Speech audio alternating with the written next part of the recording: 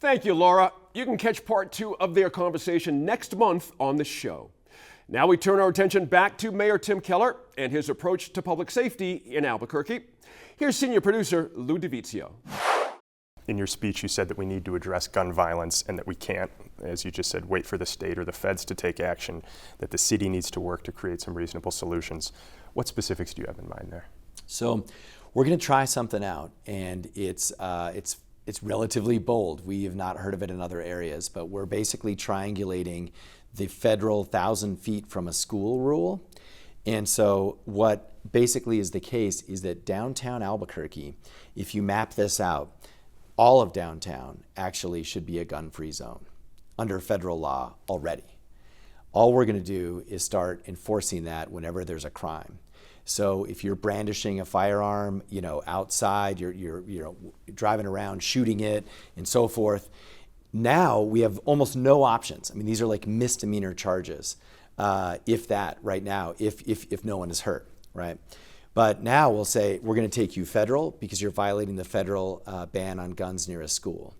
And that is a very serious charge and handled in the federal court system, which has a lot more staying power. So we're going to test this out downtown. We're going to see how it works. We're going to start slow, but it literally might change the entire feel of downtown.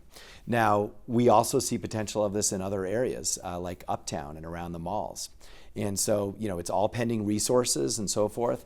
And our U.S. attorney has been amazing in that office in terms of their willingness to look at this concept. But in a state like New Mexico, where we have local preemption, where we can't have our own gun laws, this is just about basically enforcing a federal law that exists. But that is a huge deal. And so we're going to test that out. And I think it's going to make downtown a lot safer. And it's something that I think, like our community safety department, if it works, you're going to see a lot of other cities doing it. Now, let's talk about the ongoing reform effort at APD. In 2014, the Justice Department came in to address a longstanding practice of unconstitutional use of force, a culture within APD that helped continue that. What, from your perspective, is different between then and now when it comes to constitutional policing specifically? I think we went through a real journey on this, and I think it's an example of a little bit about what I shared earlier in terms of us trying to make sure that at a minimum we listen, learn, and then we act, and we cycle through that. So when I first came in, I think it's fair to say in the past that reform was sort of tacit and it was about checking boxes. So I came in and said we were going to do exactly what the monitor wants us to do. That did not work either. And so that was my lesson, where that, in a sense, backfired on a number of fronts. We were getting advice that was not good for Albuquerque. We were getting a hodgepodge of best practices that, again, had like nothing to do with our city. And we were also getting some practices that just were not appropriate, like what happened with sort of taser versus firearms.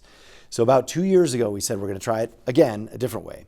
We are going to be committed to reform, and we're going to get this done, but we are doing it our way. We are creating every policy with input from best practices, but we're not just saying yes to everything from some other city. And that has made all the difference in the world because we internalize it, we own it. It's not being done to us, it's something we're voluntarily doing. So when you pair that with the Office of the Superintendent of Reform, which is like our internal monitor basically, we've set up this situation where we write policies, we change policies, we adapt, and then we hold ourselves accountable through that independent office. And that has enabled us to get 92% compliant. We made more progress in the last 2 years than we did in the last 6 combined. And so we're actually in a very good place. We're in the home stretch on this. Now, last year, despite that, police did shoot 18 people in the city, and that is a record for a single year. How do you square that figure with the 9 years, the $10 million spent, and what you just explained under the consent decree? What do taxpayers have for that money spent and the time that we've invested in this as a city? Well, I think the money investment question is debatable. I would agree with you. I mean, part of the reason why we have to do our own work now is because we've had a hit and miss situation with what all these consultants have been telling us. And that's why you also see us cutting the amount of money we're spending on it. We want to spend money on, folks like civilians who review video to hold our officers accountable. So when it comes to these shootings, there's a couple of things. Those things aren't actually necessarily directly related, right? If crime is going up or if drug trafficking is going up and things like this, you can see an increase of shooting regardless. Now, they also could be related, so I understand that. But I think there's a couple of things. One is we fixed this notion of like taser versus a firearm. We fixed that. That was actually a policy we got from the DOJ, and I think that cost people lives. So that's one thing where I think at least we did, hopefully in the end, the right thing. The second thing is when there are inappropriate uses of force, we're holding ourselves accountable. That's what the DOJ is all about. And so I think on that mark, which is what the compliance and monitoring is about, we're doing much better. What would you tell to a mayor in a city that is entering into one of these similar consent decrees? Is it effective in the long term if you can get your hands on it and kind of sculpt it, like you said, to make it fit your own city?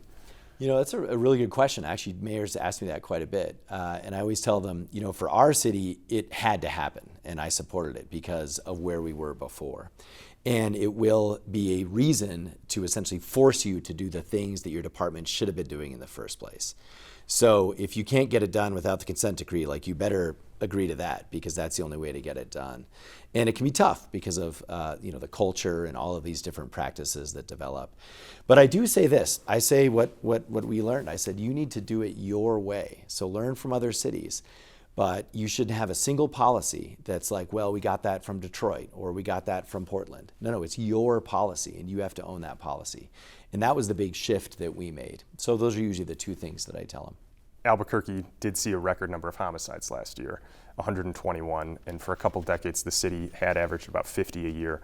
What's driving the doubling of people killed violently here? There are really three things, and we see them tragically coming together all the time in our city. Number one is addiction. Almost every, I think if you add up all these together, 90% of the homicides involve these three factors. So addiction, some sort of drug involved, whether somebody's on a drug, it's not just that they're buying or selling a drug, it's they're actually drug induced. The other aspect is domestic violence. A huge percentage of these happen in that situation in a home, which makes them very hard to prevent. And then the third thing is a gun. Look, none of these would have been deadly. I mean, more or less. There certainly could be knives and things like this, but most of them would not have taken a life if there was not a gun. So you put those three things together, and that's why you have such a deadly homicide rate here in Albuquerque. Now, you've let go of the plan for 1,200 officers when you took office in Albuquerque. How has your thinking evolved over the time that you've been in office into how many officers Albuquerque needs to be safe? I think at first it was based on studies. That's where we got this 1,200 number from. And so, we all like studies. I mean, it's just kind of a thing. And I think similar to the DOJ, I've learned that, what we want is a safe city. That's what we want. It's not about the number of officers. So we're not hanging our hat on a particular number. And also, when those studies were done, these were about 10 years old now. Policing was different. This was before the consent decree. This was also before our community safety department. And I think most importantly, it was also before just general shortage of law enforcement officers all across the country. So what's changed is basically we have a way that we think we can get to adequately keep our community safe in a different way. It's a multi-pronged approach. So number one is we also do retention now. So we didn't really realize this till we looked at the numbers, but the biggest problem with the rank and file in the department was that there were so many people leaving. Like that was costing us more to the bottom line than a lack of recruiting, because we had 100 every year. We were meeting our recruiting goals. Yet the department was basically flat. It was because of the retention. So now we pay a lot more attention to retention. We also pay more attention to cadets. Cadets were always left out of, because of the union collective bargaining agreements and so forth, cadets are always left out of all of the compensation, different issues that we ironed out. We've now fixed that. But I think most importantly are the two other factors. One is civilianization. We are trying to make sure that there is no one with a badge that is sitting behind a desk, unless they're doing investigations, but we want them fighting crime. And before, even with reform, we had a bunch of officers reviewing videotape and things like this. And there's also bias there too. I mean, there's other reasons for that. But we're really civilianizing as much as we can. And the last one is technology. At the end of the day, the technology we have now, we were way behind. When I started, the Real-Time Crime Center was not real time. Literally, there was almost nothing real time about it. It was just reviewing videotape. So now we're kind of caught up to most cities in America with all sorts of technology, but a lot of it is like license plate readers, the automated speed cameras that are giving speeding tickets.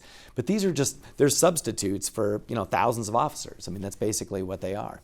But they're more effective, and they're also a reality. I don't think there's another way to get there. So we think if we continue to use the right investments in civilians and in technology, and then work on retention and recruiting still, we can adequately keep our community safe. So that means we don't need a magic number. And also now at this point, like a fairy tale number. I mean, there's no way in the next 5 years anyone's getting to 1,200 officers no matter what you do. And I don't actually think that's the right thing for the city.